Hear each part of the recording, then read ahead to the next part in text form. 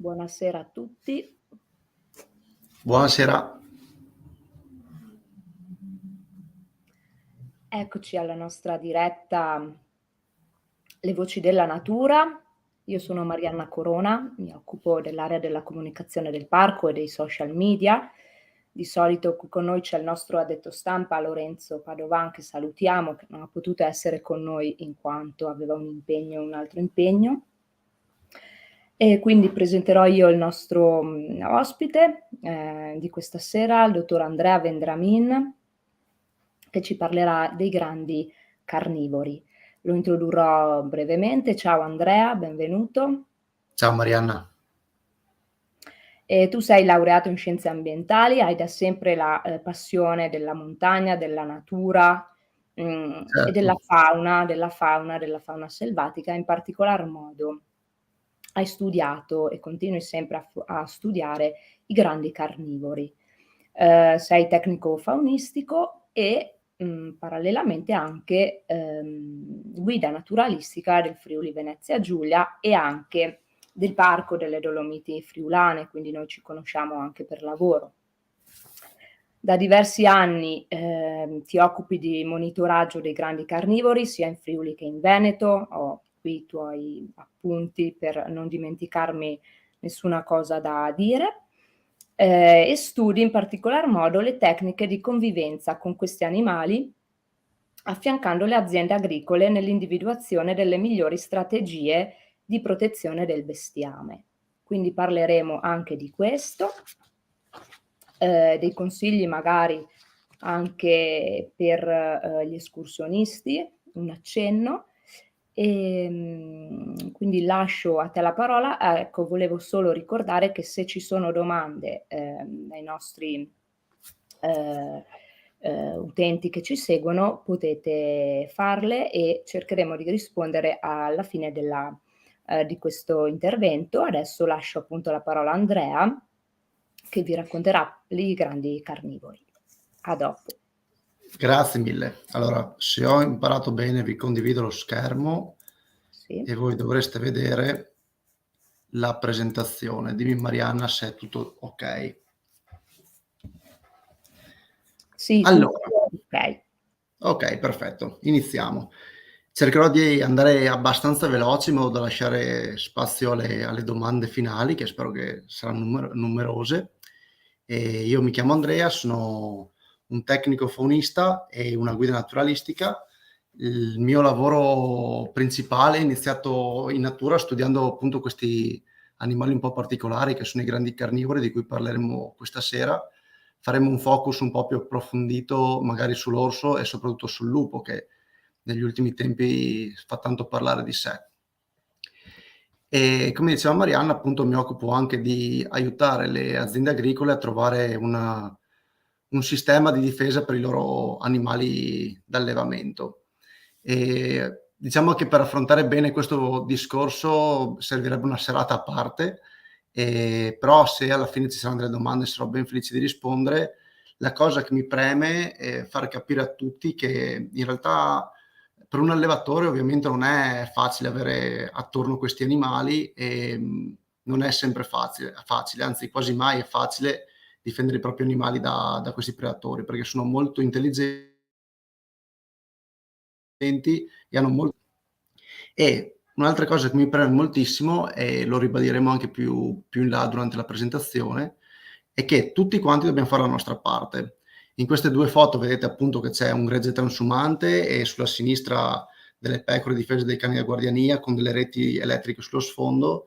È vero, l'allevatore deve usare questi sistemi di protezione, ma anche noi escursionisti dobbiamo imparare a, diciamo, a convivere con queste realtà allevatoriali in montagna e rispettare il loro lavoro. In più la regione, come sta già facendo, lei ha il compito invece di dare dei supporti economici e tecnici agli allevatori che vogliono effettuare delle spese per la prevenzione. Guida naturalistica in realtà è ormai diventato il lavoro preponderante ed è stato un passo abbastanza naturale, perché ho visto che mi piaceva raccontare alle persone, le mie esperienze che vivevo in natura e soprattutto insegnare loro ad approcciarsi all'ambiente naturale. Prima di iniziare la diretta parlavamo io e Marianna dell'eventuale pericolosità di questi animali, e invece dopo il nostro discorso si è dirottato completamente sul fatto che molte persone vanno in montagna senza un'adeguata preparazione. Questo è sicuramente molto più pericoloso, e il mio compito, e spero di farlo anche bene, è insegnare appunto a queste persone che vengono in montagna con me di affrontarla nel modo corretto. Andiamo veloci, iniziamo subito col primo grande carnivoro. Accenneremo questo gattone che potete vedere nella foto. La lince, purtroppo, devo dire purtroppo, non è molto comune nei nostri boschi, è un animale che non se la sta passando benissimo, ma poi, come vedremo, potrebbero esserci dei risvolti positivi in futuro. È un gattone di circa 20-30 kg, dipende poi se maschio o femmina. Queste maculature evidenti che vedete nel mantello spesso non sono poi così evidenti. In qualunque caso sono una loro impronta digitale, ok? Perché ogni individuo ha delle maculature caratteristiche, e con delle foto ad alta qualità o con dei video ad alta qualità tu puoi capire direttamente se è un animale piuttosto che un altro.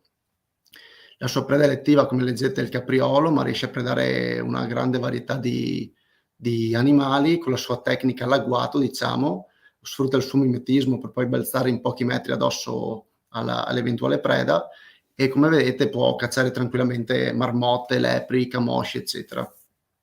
I grandi cervi, diciamo i grandi maschi di cervo, invece sono un po' fuori dalla sua portata, come ad esempio i cinghiali adulti, ecco. Sotto vedete le sue impronte, è un animale digitigrado. A sinistra vedete l'esempio di un'impronta di lince, mentre a destra quella di un canide, che potrebbe essere benissimo magari quella di un lupo. E vedete che ci sono alcune differenze: la lince ce l'ha un po' più asimmetrica, e non ha le unghie, perché nelle impronte le unghie quasi mai compaiono, e il polpastrello centrale ha una forma un po' diversa. Ma diciamo che, insomma, trovare l'impronta di una lince è abbastanza raro, ok, in questo momento. E questa sua abitudine di cacciare all'agguato ovviamente è portata anche dalla sua morfologia. Per chi conosce un po' come è fatta la lince, questo grande gattone sembra un po' sproporzionato, perché ha queste lunghe leve posteriori molto potenti che gli permettono di far balzi anche di diversi metri. La lince sfrutta delle marcature odorose e visive per marcare appunto il proprio territorio e far capire ad altri animali e ad altre linci che quel territorio è suo. Qui vedete un esempio, e vedete già che sta nevicando. Di fatto la maggior parte dei monitoraggi avvengono nel periodo invernale, proprio perché grazie alla neve riesce a seguire le impronte e a individuare alcuni siti di marcatura che poi noi possiamo sfruttare per posizionare ad esempio una fototrappola e fare questi bei filmati. L'ho tagliato, ma in realtà con la lince, che è la lince Ricky, radiocolorata dall'Università di Udine negli anni scorsi, e passava molto spesso in quel rametto, che può sembrare un rametto insignificante, ma invece a lui anzi, era un posto molto buono per marcare, appunto. Come vi dicevo, la lince non se la sta passando bene. Una speranza di futuro viene dal progetto Life Lynx, questo progetto europeo per la conservazione della lince nelle Alpi Dinariche e nelle Alpi nord-orientali italiane. E in questo momento si stanno liberando degli animali presi dalla Romania e dalla Slovacchia, sia in Croazia che in Slovenia, e in questo modo si spera di rinsanguare la popolazione dinarica. Ovviamente questi rilasci avvengono anche vicino al confine italiano, e la nostra speranza è che in futuro alcune linci, alcuni magari nuovi nati, si possano spostare anche nella nostra regione o nel Veneto o nel vicino Veneto, e tornare quindi a ripopolare le nostre montagne. Passiamo a un altro animale che in realtà è poco conosciuto, è lo sciacallo dorato. Spesso quando chiedo ai bambini durante le escursioni se lo conoscono, mi dicono: ma no, ma non vive in Africa. In realtà no, vive anche in Africa, ma il nostro sciacallo dorato in realtà è arrivato da noi dai Balcani. Un animale poco conosciuto, vi dicevo, perché in realtà in gran parte delle volte viene spesso confuso con una volpe, anche se di fatto somiglia più a un piccolo lupo. Come vedete l'ho inserito nei grandi carnivori, inserito per motivi amministrativi, diciamo, nei grandi carnivori, ma è più un mesocarnivoro. il peso è poco superiore a quello di una volpe, ma molto inferiore a quello di un lupo, come poi vedremo. Un animale territoriale anch'esso, e ho scritto animale rumoroso perché nelle zone del Carso in cui sono presenti molti gruppi familiari di questi animali qui, chi va al crepuscolo a camminare con o senza cani, insomma, spesso ha la fortuna di sentire i loro ululati di gruppo, i loro ululati corali si chiamano. Vedete che la sua dieta è molto, molto varia, preda dai piccoli rettili a cavallette, a lepri, fagiani, raramente può arrivare a predare anche caprioli. Si è visto poco tempo fa che l'Università di Udine ha ripreso una predazione su capriolo da parte di un gruppo di sciacalli, e però il suo ruolo forse fondamentale è anche quello di spazzino, di necrofago, ossia mangia molto ben volentieri carcasse che trova in giro nel suo territorio d'appartenenza. E come vedete, scusate, vi dicevo che qui da noi da praticamente quasi 40 anni era comparso prima nel Bellunese, ma il primo branco l'abbiamo individuato nel Friuli Venezia Giulia, proprio nella zona del Carso, appunto. Questo è una sciacalla di nome Trilli che l'Università di Udine, a seguito di un investimento, ha curato e poi rilasciato con radiocollare. Come vedete, poi parleremo appunto della sua diffusione in Friuli e nella nostra Italia. È un animale che è capace di compiere spostamenti anche notevoli nella fase di dispersione, e questa fase la capiremo bene poi quando parleremo del lupo, perché sono comunque simili. Quindi animali giovani che vanno a cercare nuovi territori, e si è spostata più a est, e i dati sono da novembre ad aprile. In realtà fino adesso si sta continuando a spostare. I miei colleghi dell'università mi hanno confermato che si sta continuando a spostare. Qui abbiamo la distribuzione in Friuli Venezia Giulia in Italia. Come vedete, come potete ben immaginare, la popolazione sorgente, diciamo, è del nostro Friuli. Da qui si sta espandendo verso ovest lungo le Alpi, ma anche e forse soprattutto sfruttando la pianura padana, la grande pianura padana, si sta portando sempre più verso gli Appennini. E come vedete c'è in fondo, vicino Latina, un punticino isolato, e quindi questa mappa conferma la sua grande propensione alla dispersione, e sarà interessante nei prossimi anni studiare il suo rapporto con i lupi, proprio perché i lupi rappresentano per lui un ostacolo, un grosso ostacolo, dato che i lupi possono anche predare gli sciacalli.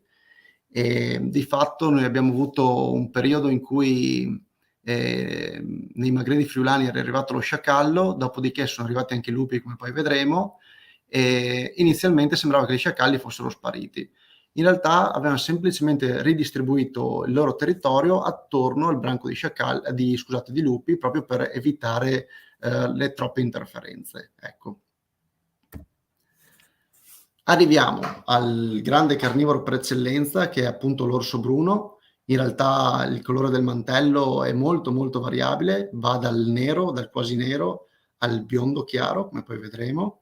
Il peso di alcuni maschi può giungere fino a superare i 250, 300 kg, mi pare tagliato in Slovenia. La corporatura è molto robusta,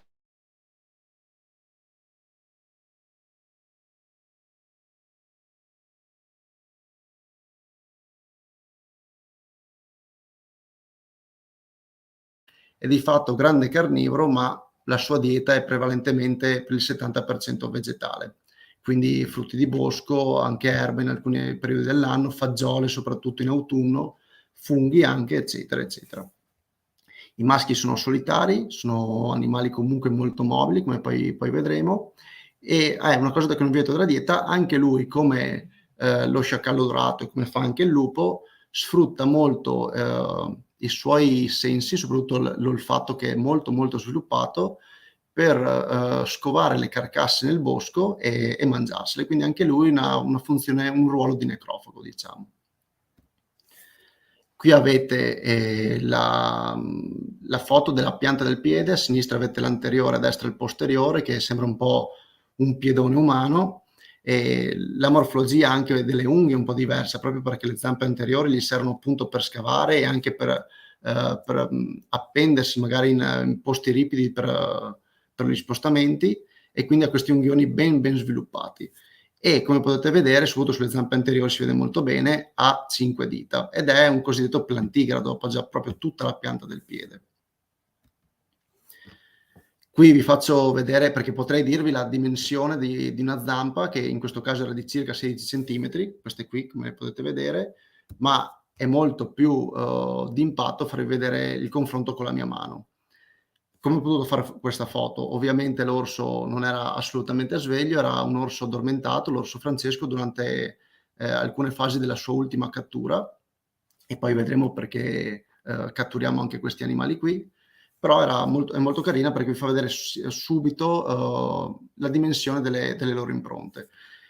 In alcuni casi, tra l'altro, grazie alla larghezza delle impronte, magari che noi troviamo nel fango, nella neve, già riusciamo a capire un po' il peso dell'animale, perché impronte piccole ovviamente sui 10-12 centimetri indicano animali sui 100-120 kg, mentre fino a 15-16 centimetri sono animali più grossi, che possono essere di 150, 160 o come in questo caso 190 kg.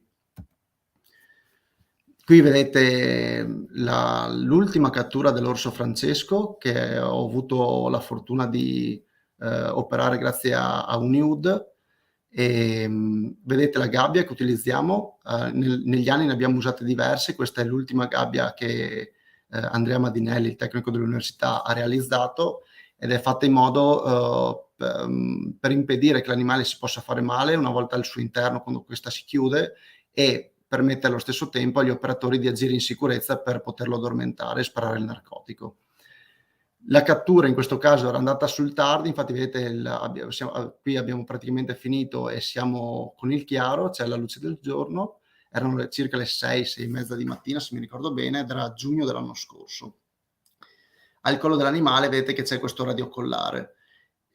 Questi sistemi di monitoraggio rientrano, diciamo, tra i sistemi invasivi, se vogliamo, perché prevedono la manipolazione diretta dell'animale.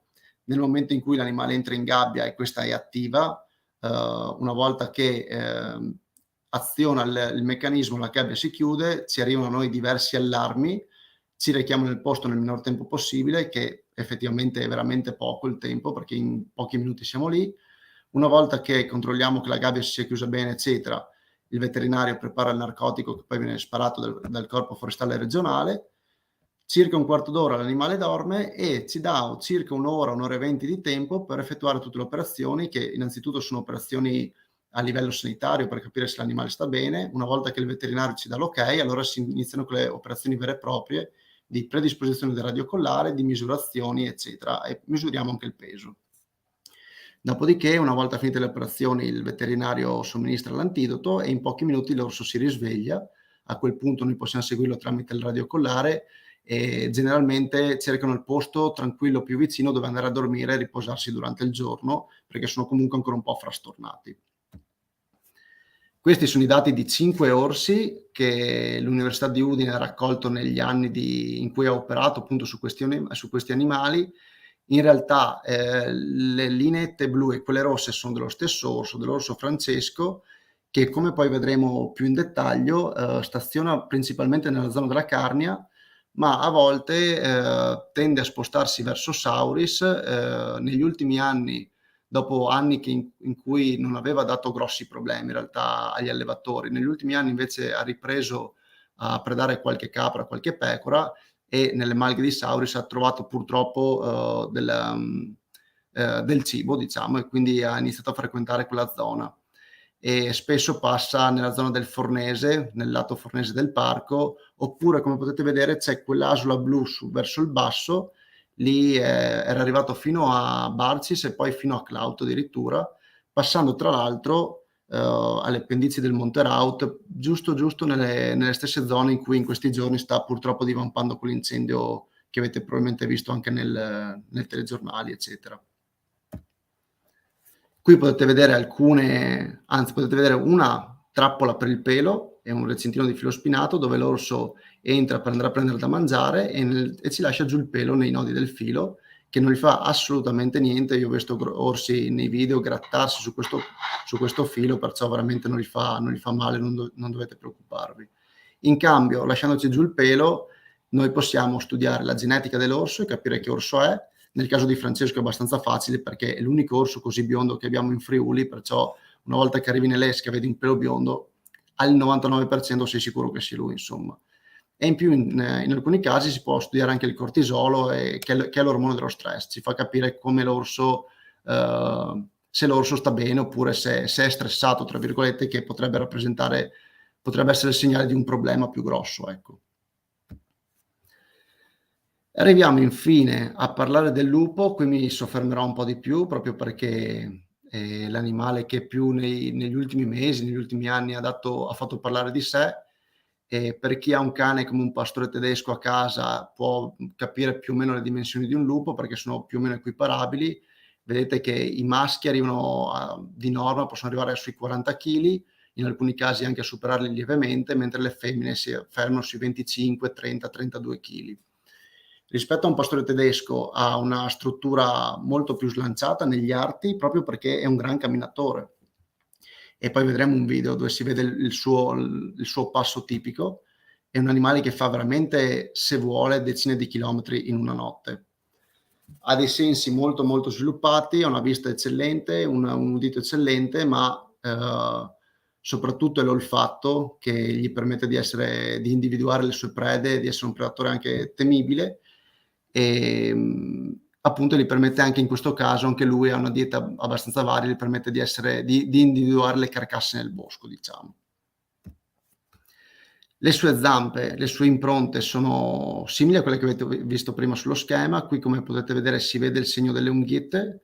Come dicevo, è un animale molto forte, molto agile, e anche le impronte stesse, quando tu le vedi, sembrano proprio impronte, io le chiamo le impronte perfette, perché vedete che hanno una simmetria molto molto spinta. C'è quella X bianca che si forma tra i polpastrelli, che prima vi avevo evidenziato con delle lineette rosse.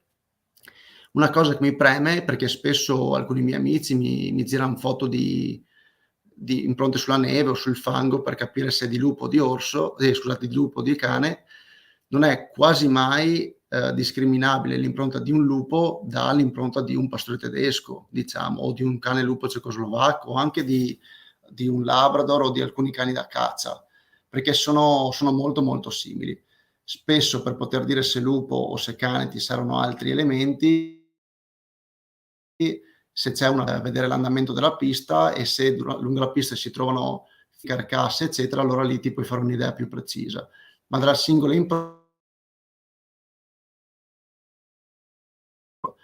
un altro consiglio che vi do, se a qualcuno per farvi dire che impronta è, ricordatevi sempre di mettere un oggetto vicino che possa rappresentare un riferimento. Non vi ho messo la foto di una cacca, a volte mi mandano anche foto di cacche con riferimenti. In quel caso lì ricordatevi mai di mettere oggetti che poi magari toccate con le mani, alcuni mi mandano addirittura gli occhiali, con la cacca con gli occhiali vicino. È meglio evitare, perché ovviamente, come potete ben immaginare, le cacche trasmettono problemi, malattie molto, molto gravi. Queste sono le piste di lupo. Spesso si sente dire che il lupo si muove in maniera rettilinea, il cane invece a zig-zag.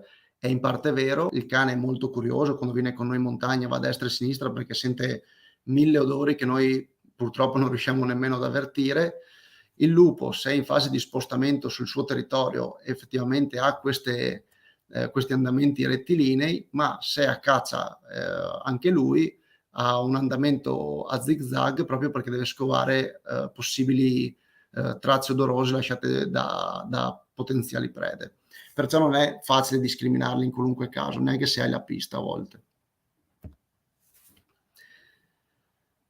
Lupo, animale sociale, e come potete vedere vive in branco, che non è nient'altro che la sua famiglia. All'interno del branco c'è un padre e una madre che si riproducono una volta all'anno, solo loro si riproducono.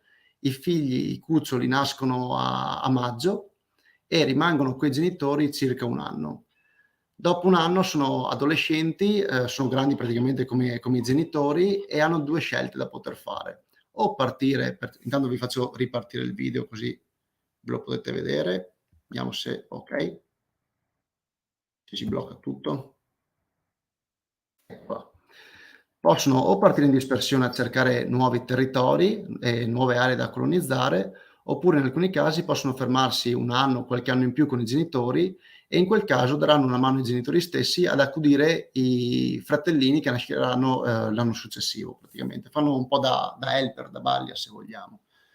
Come potete ben notare, i cuccioli hanno questo comportamento molto giocoso e spesso si avvicinano alle nostre fototrappole perché sentono il tuo odore, mentre l'animale adulto che era passato vicino alla fototrappola era molto più guardingo. Ma poi vedremo un altro video che si nota molto bene questa cosa. Anch'esso, come lo sciacallo, è un animale fortemente territoriale e le dimensioni dipendono ovviamente da quanto mangiare c'è nel suo territorio. Questa foto in realtà non è presa in Friuli, ma per chi lo conosce è preso nel Cansiglio, nella piana del Cansiglio.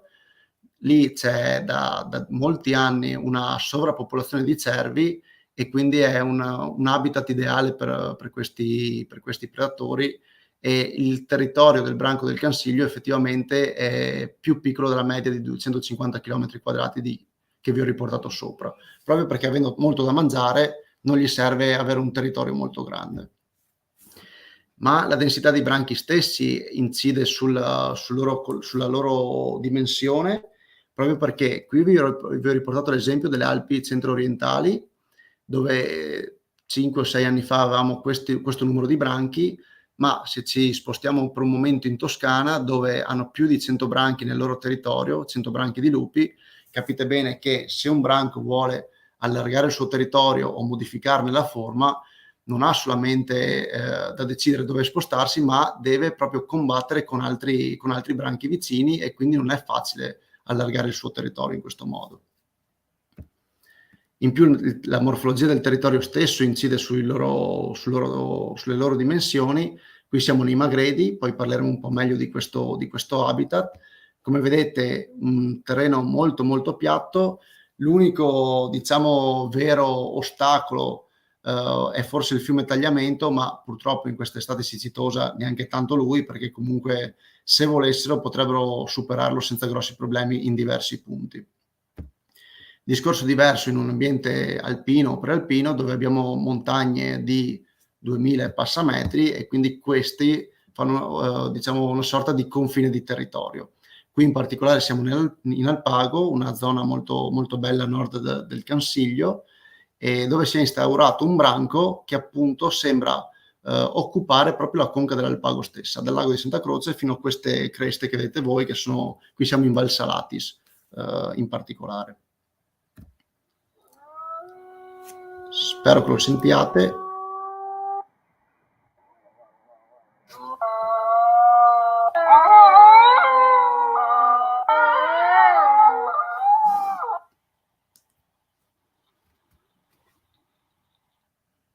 Allora, vi ho fatto intanto sentire gli ululati, spero che si siano sentiti bene.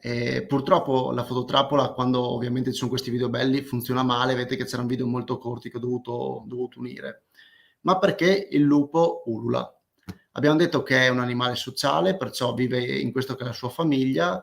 La famiglia può avere numeri che vanno dai 3-4 lupi fino, in alcuni casi, negli Appennini si è raggiunto i 12 o 13 lupi, mi pare, per branco. Ma la particolarità è che se noi abbiamo ad esempio un branco di 8 lupi, questi 8 lupi raramente stanno insieme. Magari ne troviamo uno da una parte, 3 dall'altra, 2 da quell'altra, e in alcuni momenti delle loro giornate, delle loro notti, si radunano. E l'ululato è appunto un modo per ritrovarsi all'interno del territorio, ma allo stesso modo anche di rafforzare il legame di famiglia. In più è un avvertimento per branchi vicini, facendogli sentire gli ululati di gruppo, loro gli fanno capire ai branchi vicini che sono un branco più o meno numeroso e quindi che quello è il loro territorio, che è meglio non entrare, insomma. Quando questi avvertimenti non bastano, però si può arrivare a questo punto. La mortalità del lupo è molto molto alta, soprattutto nel primo anno di vita e nella fase di dispersione, come vedremo tra poco. Queste situazioni avvengono quando magari un lupo in dispersione entra nel territorio di un branco e il branco ovviamente non l'ha preso bene in questo caso, e si può arrivare all'uccisione e anche al consumo alimentare da parte di altri lupi. Oppure si può arrivare a questa situazione anche in lotte tra branchi vicini. E questa qui rappresenta tra l'altro la più alta causa di morte naturale per il lupo, ossia l'attacco da conspecifici. Se invece mettiamo dentro lo zampino dell'uomo, di lupi in Italia ma anche in altri paesi, ovviamente lo zampino dell'uomo è preponderante, la maggior parte sono investimenti stradali, ma purtroppo a volte si tratta anche di bracconaggio con diversi sistemi. Prima vi dicevo che la fase di dispersione è delicata proprio perché dovete immaginarvi un lupo comunque giovane che esce da un territorio che conosce molto molto bene per cercare di colonizzare nuove aree. Attraversa territori quindi che non conosce e in situazioni particolari, qui ad esempio siamo in Val di Susa, che è una valle tristemente nota per gli investimenti stradali a causa, portati a lupi o anche a molti altri animali. Se incontra un fondovalle molto antropizzato con molte strade o addirittura delle ferrovie, in molti casi può succedere questo. Ad esempio il branco di magredi friulani, la prima cucciolata, ne sono morti 3 su 6 sulle strade, e lì però si è ipotizzato che non si trattasse comunque di dispersione, perché erano comunque ancora troppo giovani, ma bensì di opportunismo, perché essendo sì un predatore ma soprattutto un animale opportunista, lui sa che nelle strade può trovare altri animali investiti e quindi cibarsi di queste carcasse. In particolare questi 3 lupetti dei magredi, un mio amico, Tiziano Fiorenza, un naturalista molto bravo, parlando con lui tempo fa, supponeva che queste morti fossero venute a causa del fatto che loro si avvicinavano ai lati stradali proprio per cercare magari lepre.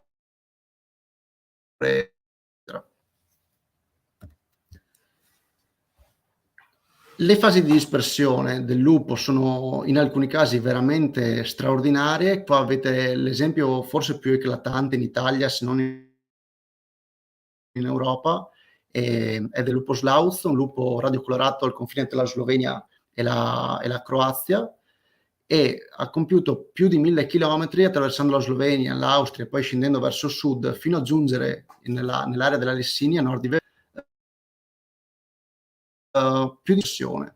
Nell'area della Lessinia ha incontrato un'altra lupa, una lupa italica della popolazione italiana, che ovviamente essendo a Verona non potevano chiamare altro che Giulietta, e vi racconto la loro storia non solo per la straordinarietà del movimento che ha fatto Slav, anche perché, come vedremo poi, il suo branco, il branco che poi si è venuto a formare, e vedete sulla destra che vi ho riportato le varie nascite negli anni, la dispersione dei loro cuccioli ha dato vita a molti dei branchi veneti, trentini, altoatesini e anche friulani. Perciò diciamo è stato un punto cruciale per l'espansione del lupo nel nord-est Italia.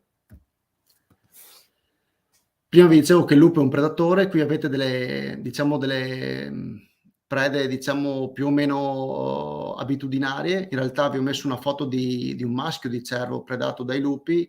Un maschio di cervo è un po' più raro, di solito si concentrano sulle femmine o sui vitelli, soprattutto se sono individui singoli o una coppia oppure un branco comunque piccolo, proprio perché un maschio di cervo è molto potente, è pesante e si sa difendere anche particolarmente bene. Al centro avete quello che resta di un muflone. Il muflone purtroppo è un animale che non conosce il lupo, nella sua evoluzione non ha conosciuto il lupo, perciò nel momento in cui il lupo arriva in un territorio in cui sono presenti dei mufloni, questi veramente spesso soccombono. L'esempio più facile mi viene parlando del Veneto, perché sia a Asiago, sia al Monte Grappa e sia in Alpago, nel momento in cui sono arrivati i lupi, sia che fosse una coppia oppure il branco stesso, comunque la popolazione di mufloni di queste riserve di caccia è veramente crollata a picco. Ma senza andare troppo lontano, in Valcolvera qualche anno fa, durante l'inverno, si sono accorti che forse c'era qualche lupo che girava, perché hanno iniziato a vedere mufloni mangiati più o meno sparsi nel territorio. Mentre a destra avete un esempio di capriolo. Questa tra l'altro è una foto che così vi dice poco, ma in realtà quel giorno abbiamo seguito io e il mio collega Fabio D'Artora più di 5 chilometri o anche abbondanti di pista, fino ad arrivare a questo capriolo, che in realtà poi abbiamo capito che i 2 genitori del branco del grappa avevano lasciato ai figli, che ancora non erano ai cuccioli che non erano ancora bravi a cacciare. Una volta lasciato il capriolo a loro, sono andati a predarsene un altro a 2-3 chilometri di distanza, perciò una gran energia, una gran resistenza per muoversi soprattutto in ambienti innevati, che comunque è molto faticoso anche per loro. Ma i veri problemi, anche da un punto di vista di accettazione sociale, se vogliamo, iniziano quando iniziano questi attacchi, ossia agli allevamenti di bestiame domestico. Come vi dicevo prima, non è l'argomento proprio della serata, ma se ci sono domande poi le affronteremo.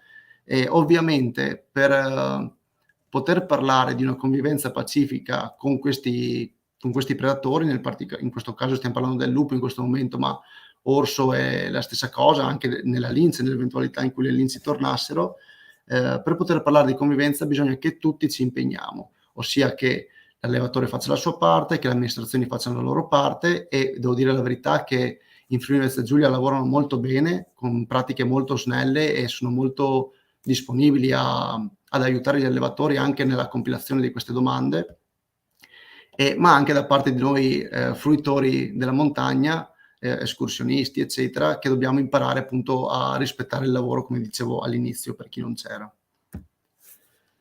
Vediamo i motivi del ritorno. Come vedete, negli anni 70 il lupo era ridotto veramente al lumicino, con qualcosa come 100 esemplari nella zona dell'Appennino centrale e meridionale. Nel 2012 la situazione e l'evoluzione è cambiata completamente. Tenete presente che parliamo solamente di 10 anni fa, ma poi, come vedremo, la situazione è cambiata ancora in questo momento e sta evolvendo molto velocemente. Come è evoluta da noi, come potete vedere anche sulla destra, nelle Alpi Dinariche, nella zona dei Balcani, hanno avuto, diciamo, un'evoluzione simile, anche lì sono aumentati. C'è un motivo, ovviamente, perché negli anni 70 da specie nociva si è capito che invece era una specie da proteggere, e quindi si sono attuate diverse leggi sia a livello nazionale che europeo che extraeuropeo per la protezione di questo animale. Ma poi, ne parlavamo già prima, è un animale molto adattabile, e ho scelto questa foto innanzitutto perché è incredibile, ma poi racconta con un solo scatto, ti fa capire quanto questi animali riescono ad adattarsi ai territori. Perché se noi pensiamo, loro hanno bisogno di solamente 2 cose, ossia cibo e nascondiglio, zone di rifugio per rimanere tranquilli durante il giorno, oppure per accudire i cuccioli. E in questo caso qui avevano trovato queste zone proprio lungo la costa tirrenica, perciò ci fa capire che l'immagine che abbiamo noi del lupo che vive in montagna in realtà è sbagliata. E un esempio eclatante l'abbiamo avuto anche in Friuli Venezia Giulia, dove il primo branco, come vedremo poi, si è formato nell'alta pianura pordenonese. Qua vedete gli effetti della popolazione di cinghiale sul lupo. Magari forse lo vedrete un po' male perché i colori non sono proprio chiarissimi. Comunque si è proprio visto che mentre avanzava la popolazione di cinghiale, qualche anno dopo gli seguiva a ruota la popolazione di lupo. Da noi nelle Alpi, forse più che il cinghiale, sono stati altri gli ungulati che hanno influito. Il muflone ovviamente ha degli impatti, sul muflone degli impatti molto forti, ma il muflone è molto localizzato sulle nostre Alpi ed è stato liberato per scopi venatori, perciò non è presente in tutto il territorio alpino. Il camoscio, come vedete, è aumentato di molto in 10 anni praticamente. Il capriolo e il cervo. Il cervo è praticamente ha triplicato i suoi numeri, e tenete presente che questi arrivano fino al 2018, perciò sono aumentati ancora. Il distretto 4 che vedete, vi ho riportato l'esempio del distretto 4 proprio perché è il distretto delle prealpi carniche, che interessa anche il Parco Dolomiti Friulane praticamente. In più, quello che è successo dal secondo dopoguerra in poi, più o meno, è stato l'abbandono progressivo delle nostre montagne. Nonostante le Alpi siano forse le montagne più abitate al mondo, comunque voi andate a camminare nelle nostre zone e trovate ruderi abbandonati praticamente quasi ovunque. Ovviamente questi ruderi hanno lasciato spazio alla natura, che si è riappropriata dei suoi territori, e quindi ha favorito anche l'habitat per gli animali selvatici come le prede, i cervi, i caprioli, eccetera, ma anche i predatori come gli orsi e i lupi e gli sciacalli anche. Le linci, come vi dicevo prima, è un discorso un pochino diverso e un po' più sfortunato, se vogliamo. Distribuzione in Italia. Velocemente la cartina di prima, nel 73 veramente pochi, nel 2012 è cambiato notevolmente l'assetto. Nel 2014 e 15, come vedete, se ci concentriamo sulla destra della cartina nell'est delle Alpi, vedete quel cerchietto verde scuro, quello lì è il branco della Lessinia, mentre il cerchietto chiaro è la coppia che viveva da noi in Friuli, nella zona della Val Tramontina più o meno, scoperta nel 2013, poi nel 2015 in realtà poi è sparita. Nel 2016-17, come vedete, il Veneto soprattutto ha dato vita a diverse coppie, diversi nuovi branchi e non vi ho riportato tutte le analisi genetiche che abbiamo fatto in quegli anni, ma la gran parte dei branchi avevano almeno uno dei lupi alfa, diciamo i due genitori, che proveniva dal branco della Lessinia. Per quello prima vi dicevo che è stato molto importante come serbatoio quel branco lì, perché i suoi figli, una volta partiti in dispersione, hanno colonizzato diverse aree del Veneto, del Trentino Alto Adige, e come potete notare hanno preso di mira soprattutto le prealpi venete, mentre poi c'è un cerchietto più a nord che è la zona di Arabba. In questi ultimi anni in Veneto invece hanno avuto un'espansione anche nelle Dolomiti, nella zona di alta montagna. La IUCN nel 2013 parlava di 800 lupi, che è un numero sotto la soglia dei 1000 individui, che è ritenuto il numero minimo per avere una popolazione sana e stabile. In realtà già all'epoca si pensava che questo numero fosse fortemente al ribasso. La svolta l'abbiamo avuto di recente durante questo monitoraggio nazionale che ha interessato tutta quanta l'Italia, e nella quale tramite questo monitoraggio, che è il primo dato ufficiale concreto che comprende tutta l'Italia, vedete che abbiamo un totale di lupi di 3.307, con una forbice abbastanza ampia ovviamente. Nelle zone delle regioni alpine sono 946 lupi non campionati, ma diciamo lupi che si pensa vivere nella zona delle Alpi. Tenete presente che fino al 2013-14 si parlava di 180 lupi, perciò nelle Alpi, avendo ancora molto territorio libero, nei prossimi anni soprattutto continueremo a vedere questa crescita molto forte, mentre negli Appennini è un po' più stabilizzata, perché da molti anni hanno già i loro branchi di lupi che hanno raggiunto, diciamo, un po' un equilibrio. Qui vedete il monitoraggio nazionale rispetto alla cartina del 2014, 15 o 16 è cambiata notevolmente, perché si sono colorate di rosso molte celle, soprattutto nel nord-est italiano, che sono nuove celle rosse, diciamo. In Piemonte hanno colonizzato tutta l'area montana disponibile e si stanno spostando sempre di più in pianura. Da noi è stato particolare che hanno fatto il contrario, perché hanno iniziato dalla pianura e man mano si stanno spostando sempre più verso la montagna.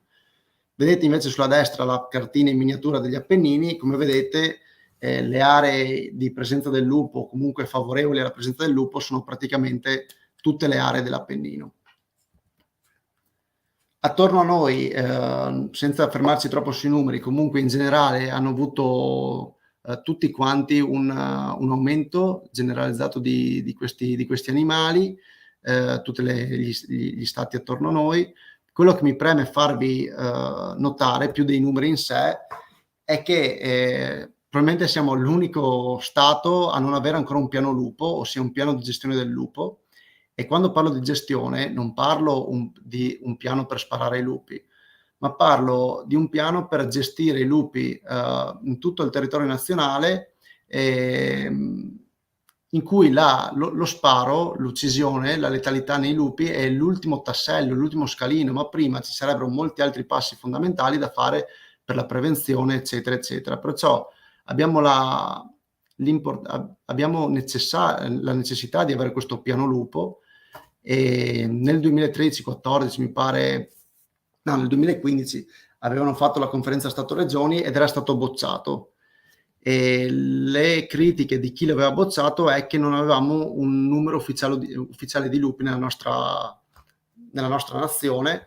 Adesso, seppur molti dicono che questo numero che vi ho fatto vedere prima è comunque al ribasso, questo è il primo numero ufficiale italiano. Perciò da questo noi partiremo, spero che noi partiremo per iniziare una gestione ordinata di questi animali, che fanno già attorno a noi, gli altri paesi la fanno già. Velocemente, in Friuli Venezia Giulia, molti di voi avranno sentito parlare della Silva lupanica, questa grande foresta che ricopriva praticamente la bassa pianura friulana, e la Silva lupanica era un nome non dato a caso, ovviamente, perché era popolata da molti lupi. In fondo vedete l'ultimo lupo abbattuto in Friuli Venezia Giulia, di cui si ha traccia ovviamente, potrebbero esserci anche stati altri successivi, che è del 1868. Ma se prendiamo una cartina tabacco qualsiasi, probabilmente all'interno di questa cartina troveremo almeno un toponimo che riporta la presenza del lupo. Lovaria, Montelupo, Busdallof, eccetera, sono tutti nomi che i nostri antenati hanno dato a certe località perché lì erano legati alla presenza del lupo. Perciò il lupo da noi era ben presente. Dall'ultima uccisione del 1868 dobbiamo aspettare circa il 2009-2010 per avere le prime segnalazioni di lupi nel nostro territorio. Qui siamo nella zona carsica ed erano dei branchi che provenivano dalla Slovenia ed erano venuti a predare delle pecore in zona Basovizza. Dobbiamo aspettare il 2013 per avere una foto, una prima foto di un lupo. Qui siamo nelle Prealpi Carniche e l'autore è il bravissimo Sandro Marescutti, ed è uno dei due lupi che ha formato poi la coppia della Val Tramontina, che poi dopo qualche anno purtroppo è sparita. Nel 2015 già non ne avevamo più traccia.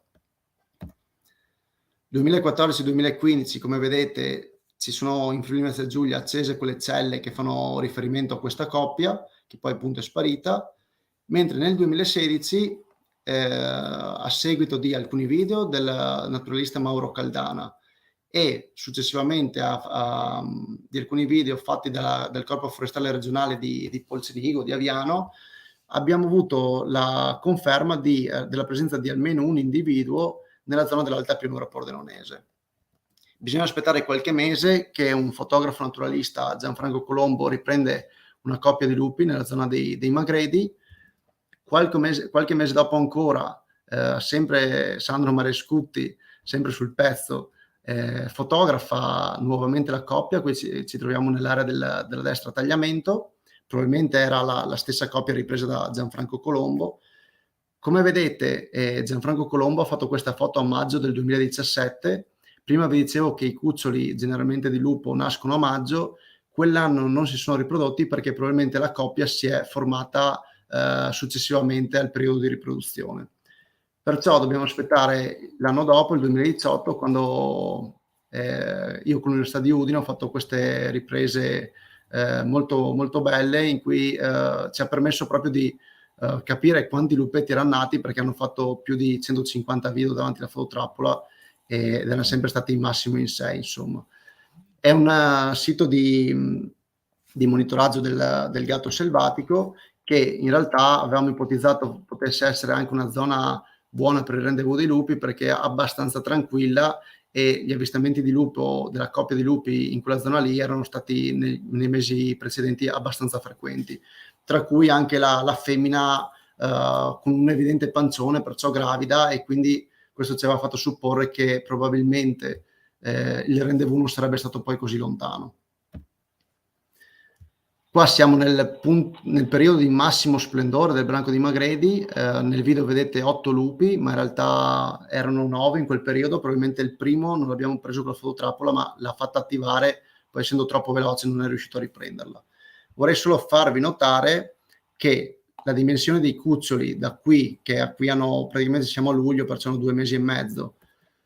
Qui siamo invece a dicembre, i lupetti, io li chiamo lupetti, ma sono grandi quanto i genitori. Quello che ti permette forse di riconoscere i cuccioli dagli adulti è il comportamento. Ci sono altri video sempre di questa notte qui, in cui vedi i cuccioloni comunque giocare molto, scherzare tra di loro, rincorrersi, mordersi, eccetera, mentre gli adulti sono generalmente più posati. E come avete potuto notare, l'ultimo lupo non è passato davanti alla fototrappola perché probabilmente l'aveva avvertita, ed è qualcosa che comunque lo mette un po' sul chi va là. Nel 2019 avevamo questa situazione, i tondini sono branchi più o meno confermati, c'è quello di Magredi, quello del Cansiglio, delle segnalazioni nella zona di Barcis e un grande cerchietto, diciamo, nella zona della Carnia, di Sella Chienzutano soprattutto.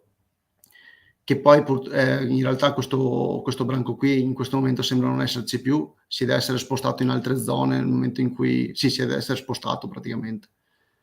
Mentre le stelline sono individui singoli. La stellina blu è una lupa investita a Mortegliano invece.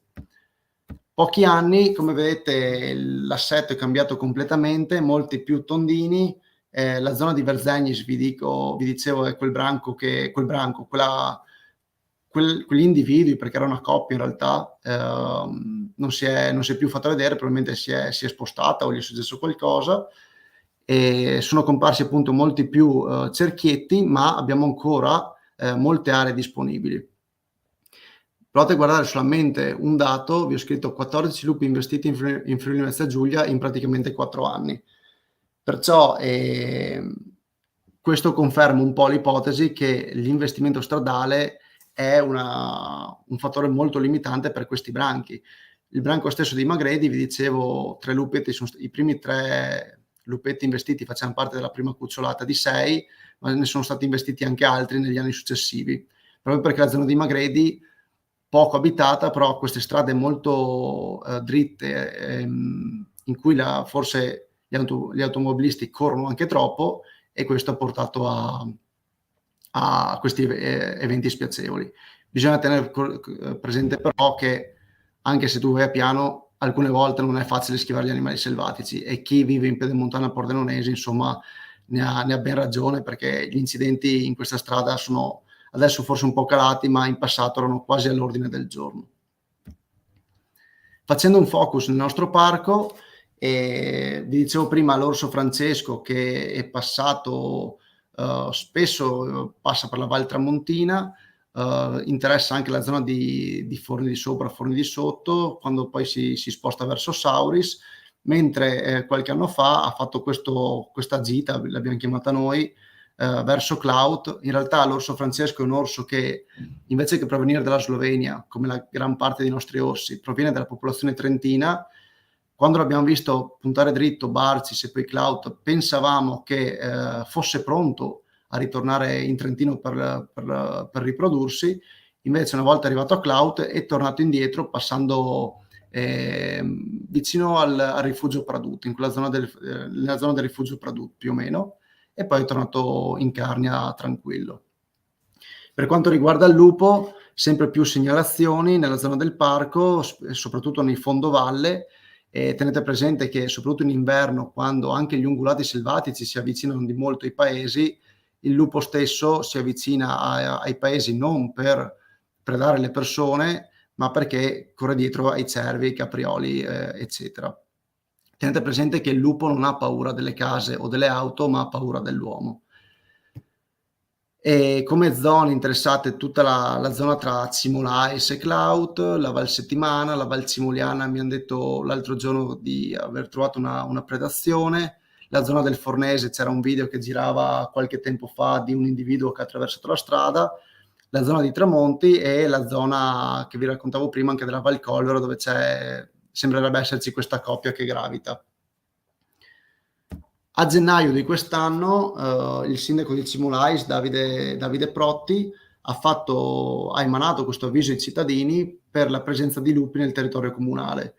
Ecco, quando ho letto questo avviso, devo dire che sono stato veramente molto molto felice, perché rappresenta uno dei migliori avvisi alla popolazione fatti da un comune, proprio perché informa correttamente le persone sugli avvistamenti di questa coppia di lupi. Ma adesso non vi leggo tutto, ma potete trovarlo semplicemente in internet scrivendo avviso lupi Cimolais sindaco e vi viene fuori sicuramente. Comunque ha informato la popolazione della presenza di questi 2 animali, a seguito anche di alcune predazioni trovate vicino all'abitato di Cimolais, e nella seconda parte dà delle linee guida per approcciarsi, ma per convivere con questi animali, ossia di difendere i propri cani, di non farli dormire fuori all'aperto incustoditi, o ancora peggio la catena, e se si va a camminare nel bosco di tenere il cane sotto stretto controllo. Ancora meglio sarebbe il guinzaglio. Vi ricordo che la legge italiana prevede che il cane sia tenuto sempre sotto stretto controllo. Se avete la certezza che il vostro cane non scapperà mai, neanche se vede una lepre, ok. Se non avete questa certezza, guinzaglio tutta la vita. Tra l'altro, in alcune riserve naturali e nei parchi, i regolamenti interni prevedono già l'obbligatorietà del guinzaglio. E anche gli altri animali domestici, come i bovini, gli ovini, eccetera, vanno protetti, e nel caso di avvistamento, appunto, di contattare la stazione competente. E credetemi se vi dico che all'interno del territorio del parco ci sono forestali regionali veramente molto molto bravi, preparati e disponibili. Perciò, se avete segnalazioni di lupi nelle vostre zone, sia del parco sia fuori parco, non abbiate timore a chiamare, a contattare i forestali, e loro potranno darvi tutte le informazioni possibili e sciogliere i vostri dubbi, ecco. Io credo che siamo quasi alla fine. Qui solamente alcune supposizioni per il futuro che ci aspetta, diciamo. Adesso in Friuli Venezia Giulia abbiamo dai 4, 5 fino ai 7 branchi, dipende, siamo comunque in un periodo di piena evoluzione, perciò nei prossimi mesi o anni cambierà di molto. Quello che ci possiamo aspettare è sicuramente una crescita di branchi nel nostro territorio regionale. Tra un po' non si parlerà più di numero di lupi, ma si parlerà esclusivamente di numero di branchi, che diventerà la cella elementare per parlare di lupi. E dato il territorio che abbiamo, la nostra estensione, forse una ventina di branchi potremo averli, ma prendetelo veramente con le pinze, perché è veramente un valore, diciamo, buttato di pancia, ecco, diciamo così. Io ho finito, qui avete anche i miei contatti nel caso in cui abbiate domande che magari questa sera non riusciamo a rispondere, se avete segnalazioni, se volete conoscere meglio il mondo di questi grandi carnivori o della fauna in genere. Come diceva prima Marianna, sono guida naturalistica e sono guida del Parco Dolomiti Friulane. Ho il piacere di portare le persone nei nostri fantastici ambienti, e abbiamo organizzato da poco un'uscita sui lupi proprio. E mi piacerebbe in futuro organizzare alcune uscite ad hoc con le aziende agricole per far vedere l'altro lato della medaglia, perché è bello per noi parlare di lupi, è un po' meno bello per loro averli attorno la sera quando chiudono gli animali dentro i recinti, insomma. Perciò io vi ringrazio per l'attenzione, spero di essere stato abbastanza veloce, e adesso sotto con le domande. Io interrompo la condivisione, così torna anche Marianna, credo. Allora, grazie Andrea, interessantissimo. Ci sono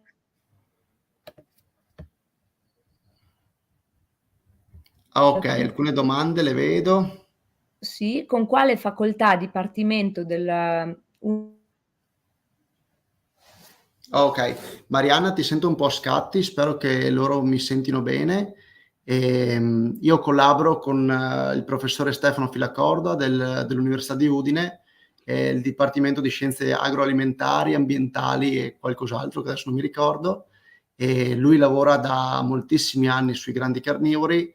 In realtà la mia fortuna di lavorare con lui è stata innanzitutto perché ho imparato una marea di cose, ovviamente, ma perché lui ha un approccio molto laico, molto tecnico, e quello che mi ha sempre detto è che bisogna vedere appunto tutti i lati della medaglia, non solo focalizzarci sui grandi carnivori, ma anche su tutto quello che ci sta attorno, per avere una visione veramente esaustiva dell'argomento.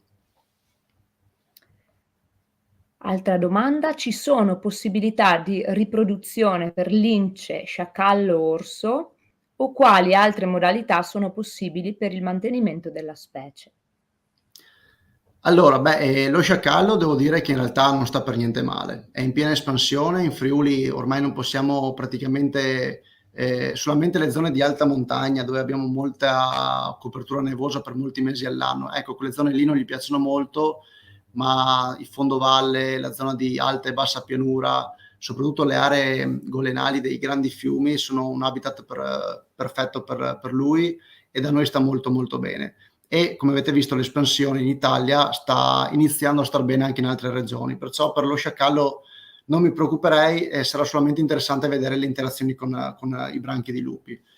La lince purtroppo, come vi dicevo, da noi non ha grandi numeri, anzi forse 1 o 2 individui. Alcuni rilasci che erano stati effettuati in passato nella zona del Tarvisiano non han dato i risultati sperati. Adesso speriamo invece che questi rilasci in Croazia e Slovenia portino le loro popolazioni a rinforzarsi e successivamente a espandersi anche verso i nostri territori.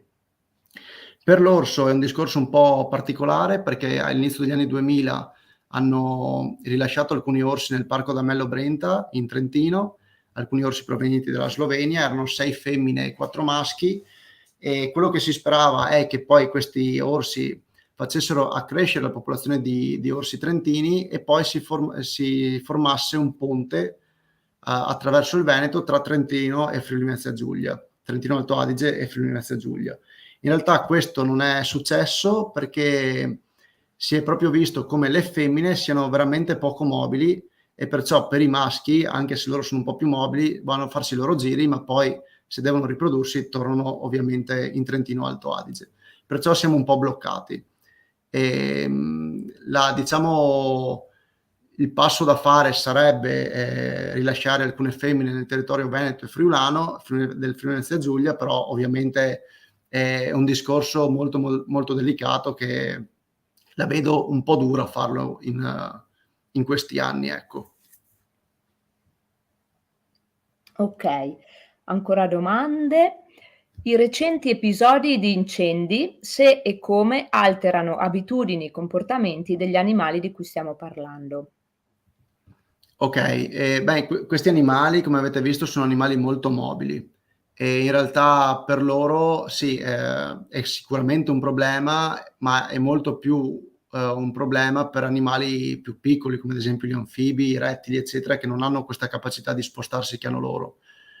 E tenete presente, nel caso degli incendi meno, ma qualche anno fa c'è stata questa grande tempesta, che è la tempesta Vaia, ha raso il suolo veramente migliaia di ettari di bosco, e in realtà nei boschi abbattuti da Vaia, scusate, abbiamo visto come ad esempio i lupi utilizzano questi boschi, che ormai non c'entra più l'uomo, perché se vai lì dentro veramente è un labirinto e rischi di farti molto molto male a camminare su questi tronchi anche un po' in bilico tra di loro. Abbiamo visto come i lupi hanno sfruttato queste aree per le zone di rendezvous, per fare questo asilo dei cuccioli e farli crescere. E quindi sono animali che comunque sanno adattarsi ai cambiamenti ambientali, e speriamo che questi incendi di questi giorni non siano un grosso problema. Abbiamo l'ultima domanda, poi non so se qualcun altro vorrà farne di altre.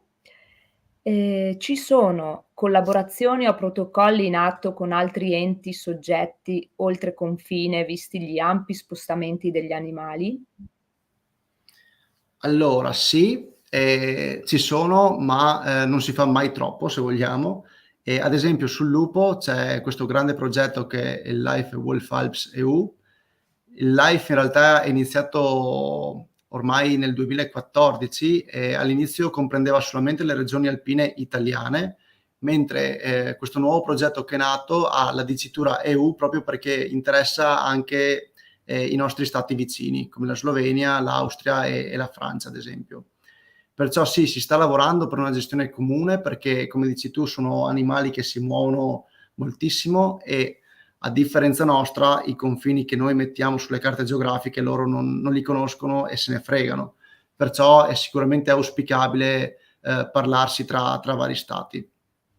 Con l'orso è stato fatto un gran lavoro in passato, soprattutto ovviamente con gli sloveni, perché la nostra popolazione, chiamiamola così, di orsi, al 99% sono orsi provenienti dalla Slovenia, se vogliamo, perciò ovviamente dipendiamo molto dalla popolazione slovena, e ancora adesso sono in atto sicuramente delle collaborazioni, delle comunicazioni tra il Friuli Venezia Giulia e nel caso del professor Filacorda appunto, e gli operatori sloveni invece. Okay, ringraziamo Stefania Cuccarollo che aveva posto queste domande e la salutiamo, la ringraziamo anche noi. Andrea, grazie, molto interessante questa diretta, molto utile. Mi preme solo ricordarvi la prossima diretta con le voci della natura sarà ravvicinata il 1° agosto, quindi lunedì, sempre alle ore 20. Il tema è cosa fare quando si trova un animale selvatico in difficoltà, e avremo ospiti Walter e Michael Bergamo del Centro di Recupero Fauna Selvatica di Fontana Fredda. E per il resto non ci resta altro che salutarvi e darvi appuntamento al nostro prossimo live il 1° agosto. Grazie mille, grazie Marianna e grazie a tutti per l'interesse dimostrato.